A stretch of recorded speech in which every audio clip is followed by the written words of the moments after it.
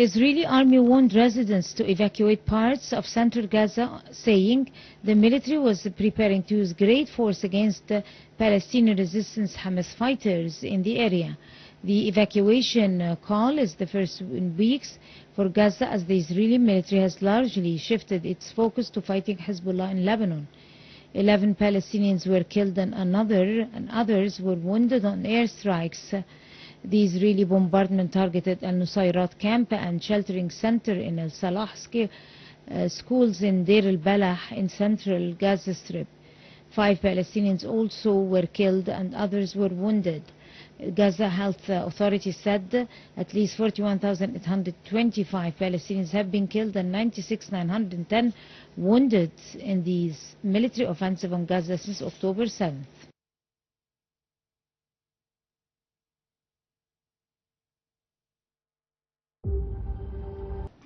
Welcome back, and on the same topic, we're very delighted to be having with us live over the phone the journalist and writer, Mr. Ramzy Khoury. Good evening, Mr. Khoury. Hello. Good evening, Dina. Hello. Good evening, Dina. Good evening, sir. Good if you evening, could speak Dina. up, please. If you could raise up your voice.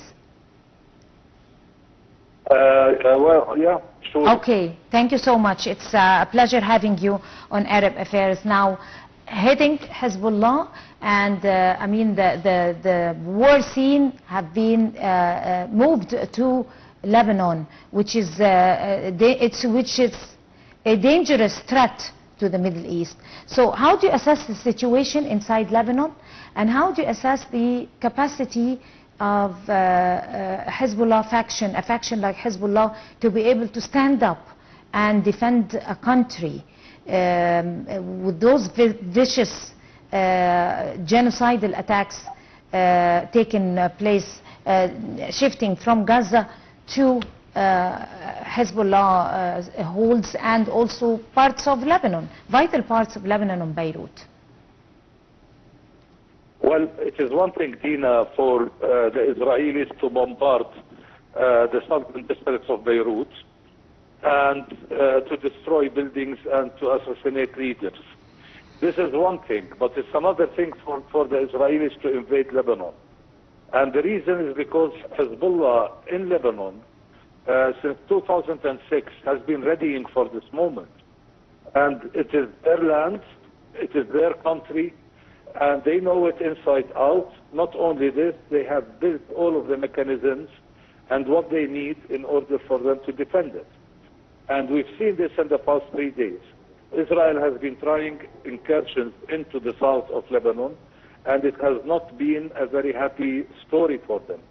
Hezbollah has been able to block every single attempt to enter into Lebanese territory, and Hezbollah has caused Israel a lot of harm in terms of damage that they did to the Israeli war equipment or to the number of deaths and injuries that the Israelis have sustained in the past 3 days.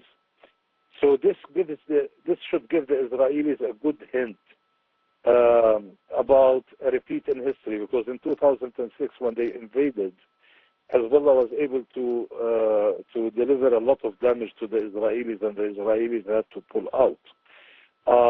But then Hezbollah has built and developed their systems in a dramatic way. Their weapons are much more advanced. They have a very big stock of ammunition. Their fighters on the ground are very well trained and, as I said, very well equipped, and therefore Israel is going to be faced with a monster that is much more difficult to tackle than Hamas, which Israel had decided to destroy in Gaza.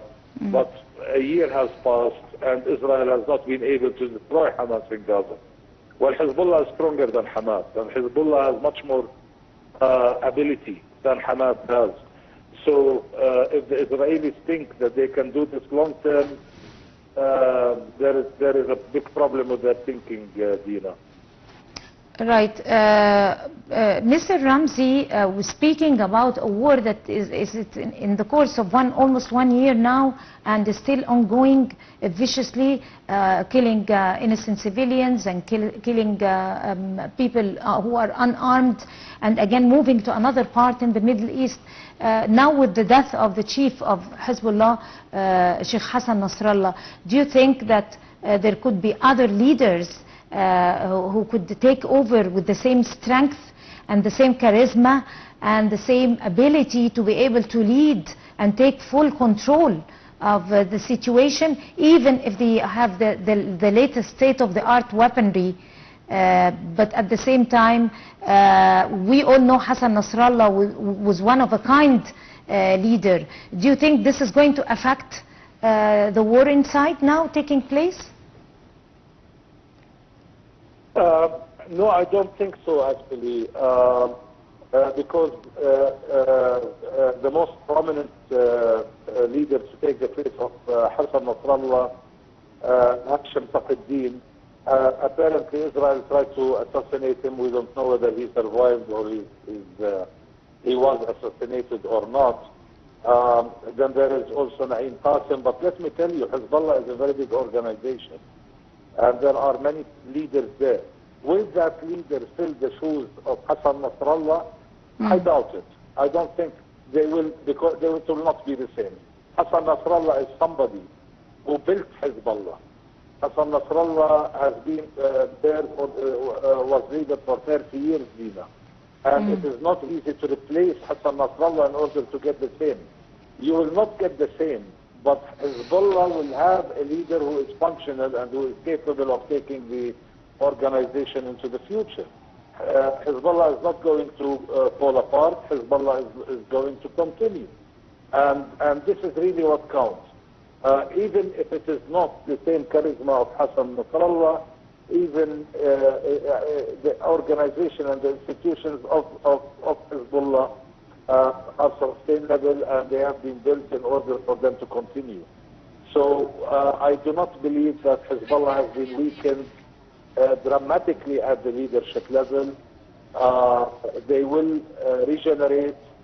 Those who are second line may become first line of authority, but at the end of the day they will manage, and these people are very well trained. Right. On that note, Mr. Ramzy Khoury, the journalist and writer, would like to thank you, sir, so much talking to us on Arab Affairs. And by this we come to the end of this program. Thank you so much for joining us. Please stay tuned. We're coming up on Nile TV.